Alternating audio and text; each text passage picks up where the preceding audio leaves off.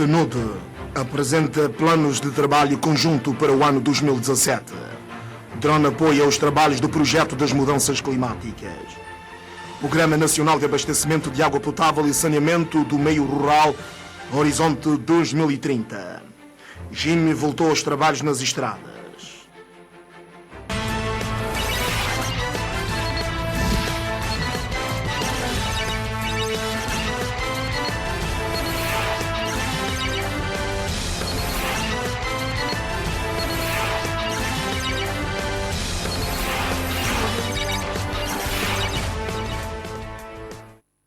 Boa noite, São Tomé e Príncipe. Está a começar o telejornal. O Programa das Nações Unidas apresentou aos Ministérios e Técnicos os planos de trabalho para 2017.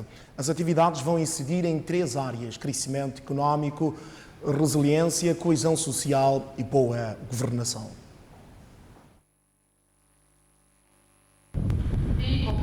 São áreas a serem trabalhadas este ano pelos programas das Nações Unidas em colaboração com o governo e parceiros no quadro de assistência ao desenvolvimento do país.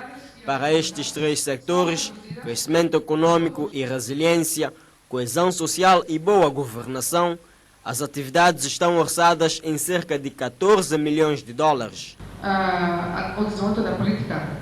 No domínio de boa governação, nós temos atividades que nós desenvolvemos ao nível de instituições nacionais, como é o caso da Assembleia, o caso do Tribunal Supremo, o caso do Ministério da Justiça, e temos atividades que são desenvolvidas ao nível local e regional, como nas câmaras distritais. Isso no domínio de boa governação, sobretudo para reforçar o aspecto da transparência no processo de democratização do país. Aí nós iremos depois. Para o crescimento econômico e resiliência, como é uma matéria nova, nós iremos ter 2 vertentes. Atividades que se prendem com atividades geradoras de rendimento, para melhorar o rendimento das populações, e atividades que têm que ver com a preservação do domínio de mudanças climáticas. As verbas para a execução das atividades ainda não estão totalmente mobilizadas, mas já há uma coordenação do plano entre os envolvidos. Coordenação valorizada tanto pela representante residente do PNUD e o ministro dos Negócios Estrangeiros e Comunidades. Nous avons beaucoup d'activités dans 3. Temos muitas atividades para os 3 temas: governação, desenvolvimento econômico e coesão social. Todas estas atividades para este ano estão estimadas em 14 milhões de dólares norte-americanos. Temos de mobilizar outros recursos. Vamos trabalhar com o governo e estou segura de que este plano vai ser concretizado este ano. Em resposta ao apelo mundial para uma maior eficácia da ajuda expressa na Declaração de Paris, há precisamente 10 dias, a quando da assinatura destes planos, realcei na minha intervenção que esta nova forma de parceria entre São Tomé e Príncipe e o sistema das Nações Unidas garante uma planificação e uma programação integrada, multissectorial, harmonizada e coerente, e permite igualmente melhorar, entre outros, a eficácia da ajuda ao desenvolvimento e uma melhor apropriação da gestão dos planos pelos organismos governamentais implicados. Enquanto co-presidente do Comitê de Pilotagem do Plano Quadro das Nações Unidas para Assistência ao Desenvolvimento, o ministro Urbino Botelho recomendou a criação de condições para a implementação destes planos de trabalho conjunto, de forma que os objetivos desejáveis sejam alcançados. Para tal, aproveito para convidar todas as estruturas de implementação sectoriais identificadas nos planos de trabalho a criarem essas condições com vista a uma implementação exitosa das atividades, solicitando para o efeito o envolvimento dos meus colegas do governo. Urbino Botelho assegurou que do governo tudo será feito junto ao PNUD para o sucesso das atividades. Depois da apresentação dos planos de trabalho, prevê-se que as atividades entrem já em execução. Drone está a ser utilizado pelo projeto de mudanças climáticas na captação de imagem das localidades onde o projeto vai intervir. As imagens vão possibilitar a realização de vários estudos, em particular a topografia. Esta terça-feira, o exercício foi feito na localidade de Praia Melão.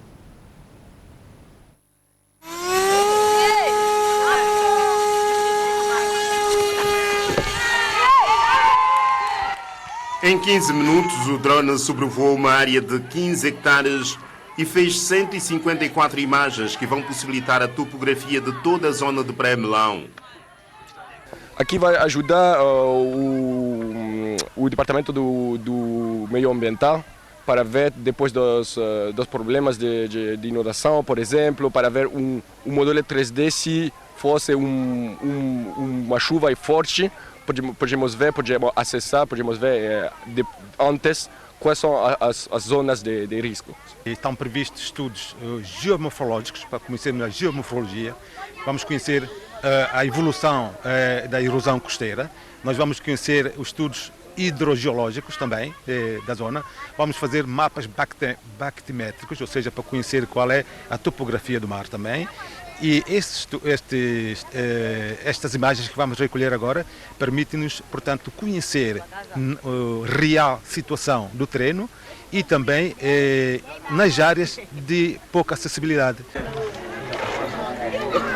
Trata-se de um trabalho inserido no quadro do projeto das mudanças climáticas, cuja intervenção será feita em 10 comunidades.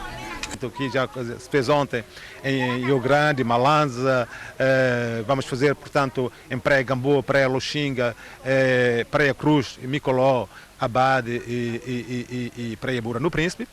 E já tivemos aqui a ver também, vamos tentar expandir este trabalho para toda a marginal da cidade de São Tomé, toda a cidade de São Tomé, para aproveitar também já para que os próximos estudos que vamos realizar com o projeto dos holandeses já tenhamos uma base bastante sólida para os estudos futuros que vamos fazer. Como vocês sabem, temos um projeto com a Holanda para a requalificação da nossa marginal e vamos aproveitar aqui este drone para avançar já com a recolha dos dados que são necessários em toda a nossa marginal, desde o aeroporto até Praia Melão. O trabalho permite visualizar o que existe e projetar o futuro, garantiu o diretor-geral do Ambiente. Para fazer um mapeamento mais grande, todas as fotos vão... Sabe que esta zona, por exemplo, aqui de Praia Melão, temos uma zona inundável e que está bastante inundada, em que nós podemos, agora vamos com o trabalho que vamos fazer, entrar até os meandros da zona inundada, até a zona onde estas linhas de água saem e correm, para podermos trabalhar perfeitamente naquilo que nós vamos resolver para a drenagem destas zonas. Mas não só, temos também toda a zona costeira, onde está bastante erosionada e onde a erosão tem ameaçado bastante a casa das pessoas, onde nós podemos então ver o que é que está a passar naquele lugar e o que é que nós devemos, as medidas que devemos tomar para poder solucionar o problema na Praia Melão. Mas quando digo Praia Melão, não só Praia Melão, mas todas essas comunidades costeiras extremamente, portanto, vulneráveis hoje em dia. O projeto conta com o financiamento do Banco Mundial. Para a próxima semana está prevista uma formação de 15 dias para a interpretação das imagens e criação do sistema de informação geográfica. O governo são tomense, através do Ministério dos Negócios Estrangeiros e Comunidades, reagiu à morte de Manuel Freitas através de um comunicado de imprensa que passo a ler agora. É com profundo pesar que o Ministério dos Negócios Estrangeiros e Comunidades comunica o falecimento do Sr. Manuel José de Freitas Júnior, de 87 anos de idade, ocorrido na madrugada desta terça-feira, 28 de fevereiro de 2017, no Hospital Central Dr. Aires de Menezes, em São Tomé. Nascido no dia 9 de abril de 1929, o Sr. Freitas como era carinhosamente conhecido, é o nome incontornável na luta pela libertação de São Tomé e Príncipe, tendo acolhido na sua residência na Guiné Equatorial elementos do CLSTP, Comitê de Libertação de São Tomé e Príncipe, colocando-se patrioticamente ao serviço da luta do povo são-tomense. Foi um amigo da República Irmã da Guiné Equatorial e do seu povo, onde exerceu as funções de cônsul honorário de São Tomé e Príncipe.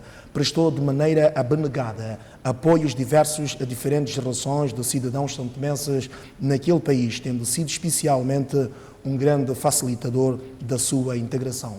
Com os sentimentos de solidariedade à família e amigos, o Ministério dos Negócios Estrangeiros e Comunidades curva-se a memória de um dos mais ilustres filhos da nação. O projeto de água, em parceria com outras instituições, pretende melhorar o abastecimento de água potável às comunidades rurais. Saneamento do meio é outra componente. Com este propósito, foi realizado esta terça-feira um ateliê no Centro de Formação Profissional Brasil, São Tomé e Príncipe. Preocupados quanto à licitação de água potável e saneamento do meio nos meios rurais, o Ministério das Infraestruturas, Recursos Naturais e Ambiente, através da Direção-Geral dos Recursos Naturais e Energia, elaborou um Programa Nacional de Abastecimento deste precioso líquido e respectivo saneamento no meio rural. Neste âmbito, foi realizado esta terça-feira um ateliê de validação para a materialização do projeto que irá permitir, num futuro próximo, abastecer as comunidades rurais de água potável e o respectivo saneamento do meio. Nós decidimos elaborar um programa de abastecimento de água potável e saneamento do meio só para as zonas rurais. Este programa identifica, primeiro, a situação do abastecimento de água e saneamento nas zonas rurais, que ela é precária, carece de um grande investimento. Nós temos que melhorar as infraestruturas que lá se encontram e construir novas para podermos atingir as metas para as quais nós nos comprometemos.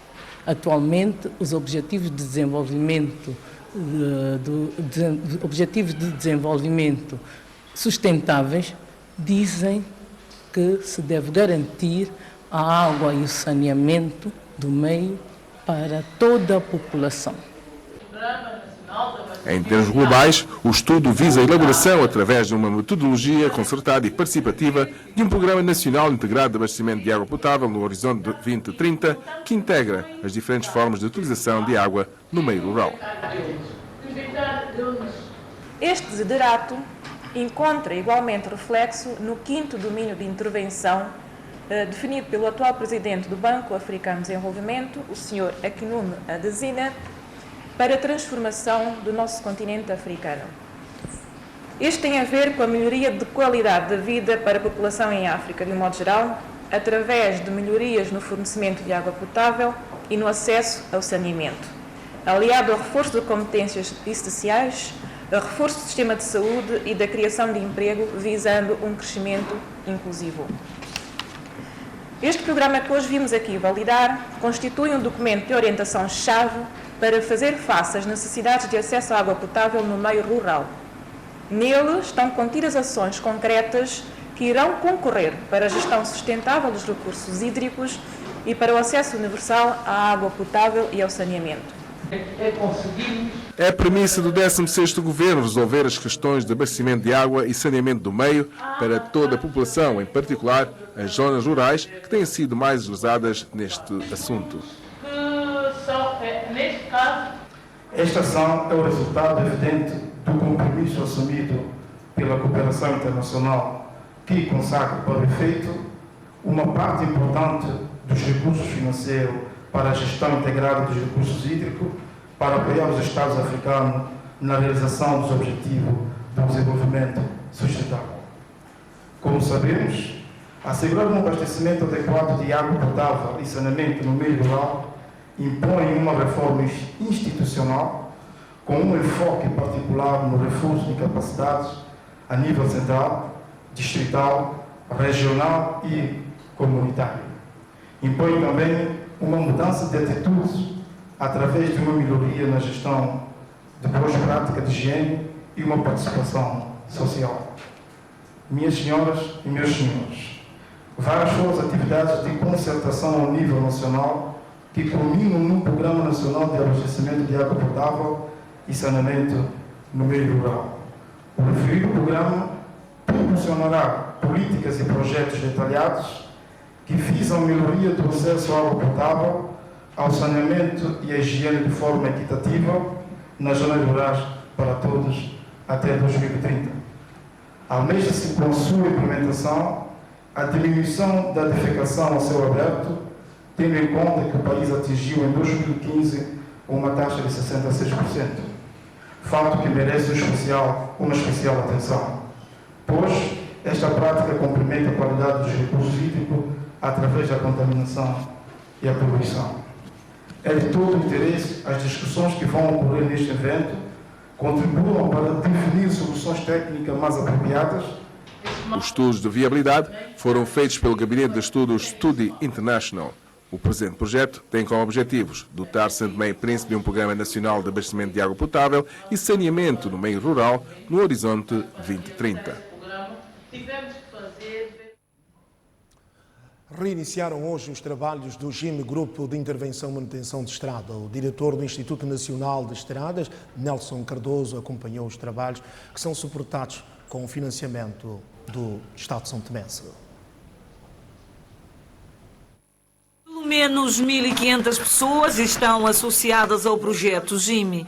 Fernando Pinto, que reside em Ocá Capela, que é um dos integrantes do GIM 28, disse que a suspensão dos trabalhos durante algum tempo, por falta de financiamento ao programa, complicou muito a vida dos que dedicam à atividade de manutenção das estradas do país. Esta interrupção, que vínhamos a coisa de 2 para 3 meses, muito familiar, ficaram famintos, em dificuldades. Esta terça-feira, os ânimos mudaram, como demonstra a senhora Maria Helena, que pertence à área do GIM 1, que corresponde à zona de Xangra, porque, segundo o responsável da Federação Nacional de Manutenção das Estradas, já foram pagas as dívidas em atraso e os trabalhos voltaram às vias pela zona de Gongá. Estou contente, mesmo que é pouco, nós contentamos com esse pouco mesmo.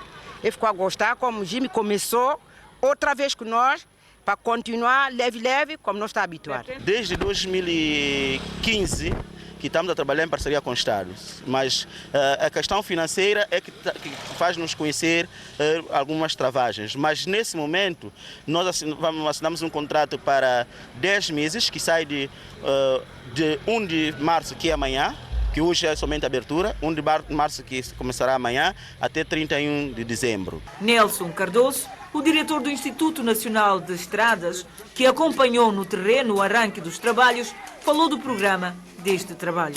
Temos um programa que vai abarcar o mês de março até 31 de dezembro, numa extensão de rede de 836 quilômetros, em que nós pensamos, à semelhança dos outros anos, procedermos com limpeza das bermas, tapagens de buracos, se for o caso, que já entra na ótica de intervenção extraordinária, e limpeza dos dispositivos de drenagem. É verdade que nós assistimos a alguns constrangimentos, é bom que se diga, alguma mora no pagamento de salário dos cantoneiros e das prestações das federações, imposto pela própria conjuntura internacional. Como sabe, nós somos um país que temos dificuldades financeiras, estamos perante essa imposição, nós produzimos pouco, tivemos sim alguma mora, mas toda a situação já está regularizada. Também tivemos uma outra paralisação que é imposta, esta é imposta pelo próprio procedimento. Como sabe, para retomarmos um programa exige mobilização de recursos, exige também dotação orçamental. Agora que já temos um instrumento, que é o Orçamento Geral do Estado, devidamente aprovado, nós podemos muito bem dar esta cobertura. Por outro lado, Nelson Cardoso repudiou o fato de alguns jovens e crianças estarem nas vias a tapar buracos e acrescentou que já deram alguns passos para que tal não volte a acontecer. Já mandamos nota à Rádio Nacional, estivemos num encontro com o Comando Geral da Polícia Nacional, em que nós vamos, dentro do enquadramento legal, tomar medidas com esses indivíduos. Relativamente aos menores, nós gostaríamos de utilizar a vossa antena para pedir aos encarregados de educação e aos pais, para fazer extinguir esta prática. Esta prática ela não é aconselhada. O diretor do INAI apelou ainda às empresas que têm obras de empreitadas nas estradas para que reiniciem o mais urgente possível os trabalhos, uma vez que o Estado já cumpriu com a sua obrigação. Em conferência de imprensa, o MLSTP-PSD disse hoje que há irregularidades na base de registros da Comissão Eleitoral Nacional. Os sociais-democratas propõem uma peritagem internacional, incluindo os técnicos timorenses. 4 dias após o início do processo de recenseamento eleitoral de raiz, o maior partido da oposição, o MLSTP-PSD, na voz do seu líder, afirma haver irregularidades na base de registro dos eleitores na Comissão Eleitoral Nacional. Uma vez detectadas essas falhas do sistema, gostaríamos de, junto à Comissão Eleitoral Nacional, saber qual é o verdadeiro critério de segurança no processo eleitoral e da emissão de novos cartões. Aurélio Martins disse ainda que teve oportunidade de observar a base de dados e estar em contacto com os responsáveis do sistema. Tivemos a oportunidade de deslocar pessoalmente e verificar o servidor. E o que nós constatamos ao longo da nossa visita é que este servidor poderá eliminar os cartões, também como não. Portanto, é um indivíduo que terá, portanto, a possibilidade de fazer qualquer alteração necessária. E para nós é grave. Nesta ótica, o líder do MLSTP-PSD orienta para que haja uma peritagem em todo o processo. Achamos que este processo deve ter uma fiscalização internacional, uma auditoria internacional e principalmente do país que forneceu os equipamentos Timor-Leste, que gentilmente forneceu esses equipamentos a São Tomé e Príncipe, deve mandar cá os seus técnicos para fazer uma peritagem e dar-nos a maior viabilidade deste processo. Junta-se agora a este telejornal o presidente da Comissão Eleitoral Nacional, Alberto Pereira. Muito obrigado por ter estado aqui. Acabamos de conferir a reportagem na qual o MLSTP-PSD, através do seu presidente, menciona uma série de irregularidades. Primeiramente, gostaria de perguntá-lo o seguinte: confirma-se de facto que nesta altura verifica-se a duplicação de cartões? Boa noite aos telespectadores. Nós tomamos conhecimento sobre esta reação desta conferência de imprensa do partido MLSTP-PSD e confesso que lamentamos imenso porque nós tivemos a ocasião ontem de receber o senhor presidente do partido MLSTP-PSD, que se fez acompanhar do presidente do partido PCD, um perito informático, inclusive o presidente da ONG Transparência Eleitoral, e pediram um encontro com a comissão para apresentar algumas dúvidas que tinham em volta do processo. A comissão recebeu esta delegação, as perguntas foram quase todas respondidas e para que não houvesse algumas dificuldades técnicas, nós convidamos para este encontro os técnicos da empresa portuguesa que está neste momento a instalar o processo e durante o encontro eles não somente explicaram à delegação que nos visitou como funciona o sistema, mas também convidaram o senhor presidente do partido MLSTP-PSD e também os acompanhantes para visitarem a base de dados. Lá foram visitar os técnicos, apresentaram todo o sistema e todas as perguntas que tinham relacionadas com o sistema foram apresentadas e posso até lhe dizer que no final eu pessoalmente estive com os senhores presidentes do PCD e do MLSTP-PSD e conversaram e que fizeram ver que agora já estão dissipadas todas as dúvidas, que tinham recebido uma denúncia que há irregularidade, mas depois da explicação técnica, eles agora já estão muito mais elucidados. E posso dizer que ficamos muito surpreendidos com essa reação que acabamos de ouvir agora, mas a verdade que já se pode dizer que o senhor, o presidente do MLSP-PSD, realmente provou que ele poderia obter 2 cartões. Mas só que ele não diz como é que conseguiram obter esses 2 cartões. Tanto o senhor como um dos membros do partido, penso que é o senhor Gaudêncio Costa. Como é que fizeram? Simplesmente, os senhores alteraram o nome.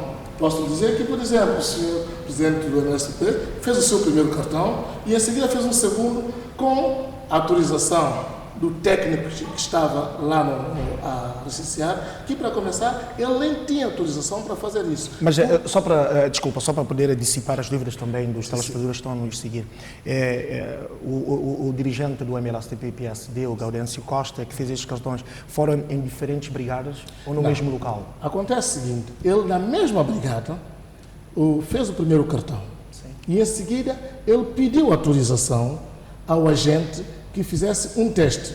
Para começar, o agente nem estava autorizado para fazer o teste, porque os testes devem ser feitos na comissão e não lá publicamente. Ele disse somente que era para fazer um teste, porque eles tinham uma denúncia segundo a qual, que com a mesma impressão, poderiam fazer 2 cartões.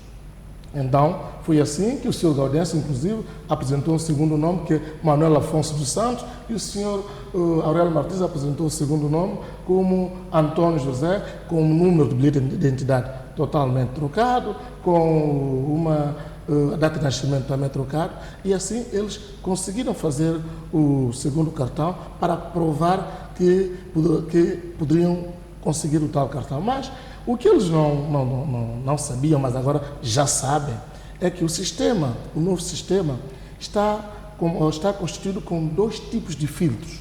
O primeiro filtro, que é lá na brigada, no computador, que se introduzirmos os mesmos dados de identidade,